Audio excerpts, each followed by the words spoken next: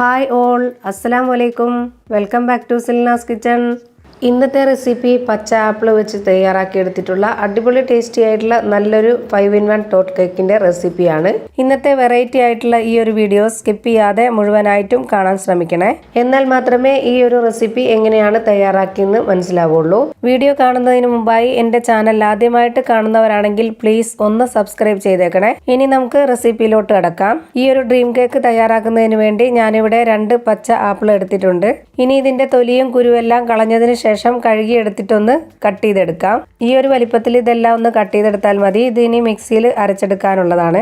ഇതുപോലെ എല്ലാം കട്ട് ചെയ്തെടുത്തിട്ടുണ്ട്. ഇതിനി നമുക്ക് മാറ്റി വെക്കാം. ഇനി ഞാൻ ഇതിലേക്ക് വേണ്ടിയിട്ട് 6 ബ്രെഡാണ് എടുത്തിട്ടുള്ളത്. സെപ്പറേറ്റ് ആയിട്ട് കേക്ക് നമ്മൾ വേവിച്ചെടുക്കാതെ അതിന് പകരമായിട്ടാണ് ഞാൻ ഈ ബ്രെഡ് യൂസ് ചെയ്യുന്നത്. ഇതൊരു വെറൈറ്റി ആയിട്ടുള്ള ഡ്രീം കേക്ക് ആയതുകൊണ്ട് തന്നെ ഇങ്ങനെ ചെയ്യാമെന്ന് കരുതി. ഇങ്ങനെ ചെയ്ത് കഴിക്കുമ്പോൾ ഈ ഒരു ഡ്രീം കേക്കിന് നല്ല ടേസ്റ്റ് ആണ്.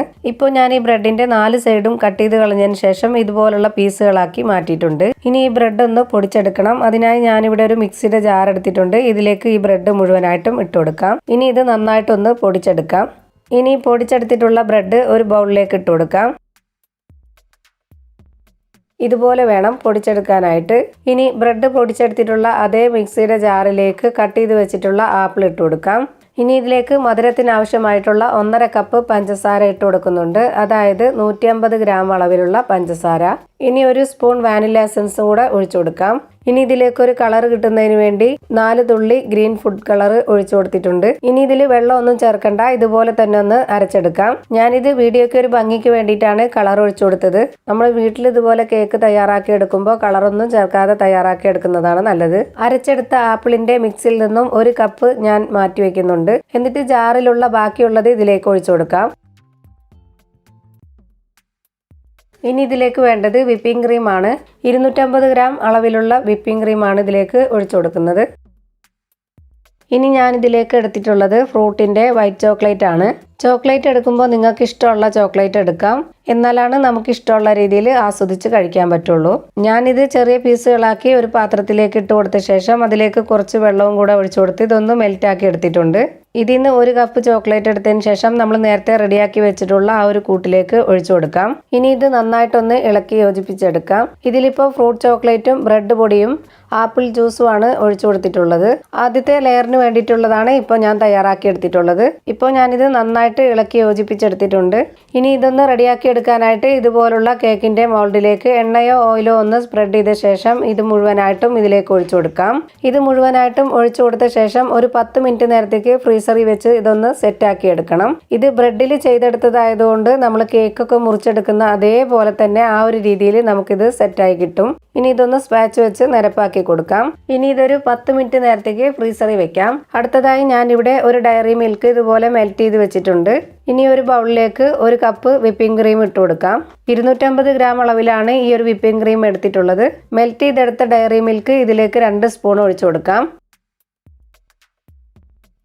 ഇനി ഇതുപോലൊരു വിസ്ക് കൊണ്ട് ഇതൊന്ന് ബീറ്റ് ചെയ്തെടുക്കാം. സാധാരണ കേക്കിന് വേണ്ടി ബീറ്റ് ചെയ്തെടുക്കുന്ന അത്രയും ബീറ്റ് ചെയ്യേണ്ട ആവശ്യമില്ല.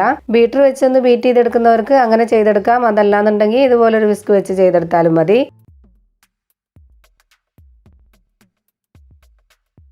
ഇപ്പോൾ ഇതാ ഈ ഒരു രീതിയിൽ ബീറ്റ് ചെയ്തെടുത്തിട്ടുണ്ട്. ഇത് വെച്ചാണ് നമ്മൾ രണ്ടാമത്തെ ലെയർ തയ്യാറാക്കി എടുക്കുന്നത്. ആദ്യത്തെ ലെയർ 10 മിനിറ്റ് ഫ്രീസറിൽ വെച്ചിപ്പോൾ സെറ്റായി കിട്ടിയിട്ടുണ്ട്. ഇനി ഇതിലേക്ക് രണ്ടാമത്തെ ലെയർ ഇട്ട് കൊടുക്കാം.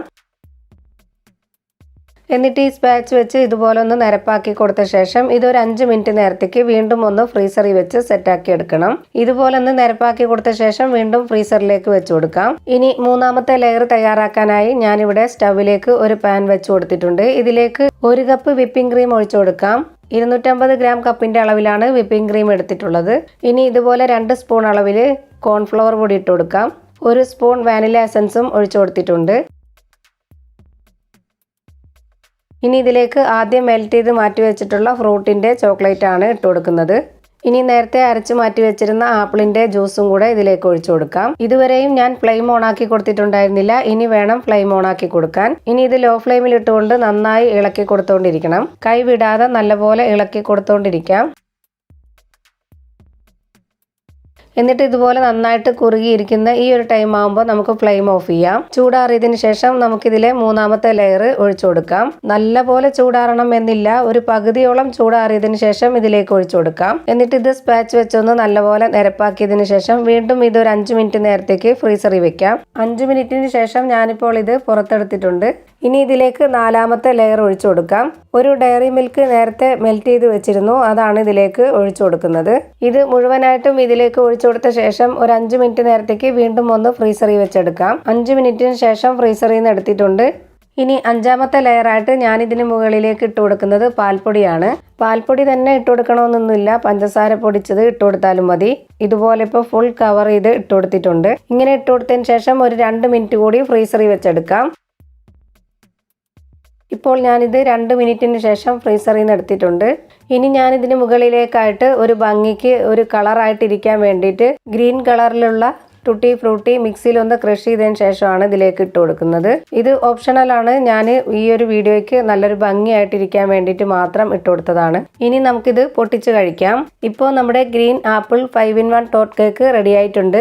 ഈ ഒരു ഡ്രീം കേക്ക് തയ്യാറാക്കാനായിട്ട് നമ്മൾ ആപ്പിൾ സെലക്ട് ചെയ്യുമ്പോഴത്തേക്ക് നല്ല മധുരമുള്ള ചെറുതായിട്ടൊരു പുളിപ്പ് രസമുള്ള ആപ്പിൾ വേണം സെലക്ട് ചെയ്യാനായിട്ട്. പച്ച ആപ്പിൾ ചിലതെല്ലാം പുളിപ്പ് മാത്രമേ ഉണ്ടാവുള്ളൂ, ചിലത് മധുരം കാണത്തില്ല. നല്ല മധുരവും ചെറുതായിട്ടൊരു പുളിപ്പ് രസമുള്ള ആപ്പിളിൽ ചെയ്തെടുക്കുമ്പോഴാണ് ഇത് ടേസ്റ്റ്. ഇത്രയേ ഉള്ളൂ എൻ്റെ ഇന്നത്തെ വീഡിയോ ഇഷ്ടമായാൽ ലൈക്ക് ചെയ്യാനും കമൻറ്റ് ചെയ്യാനും ഷെയർ ചെയ്യാനും മറക്കരുത്. പുതിയൊരു വീഡിയോയുമായി വീണ്ടും വരും. Thank you for watching.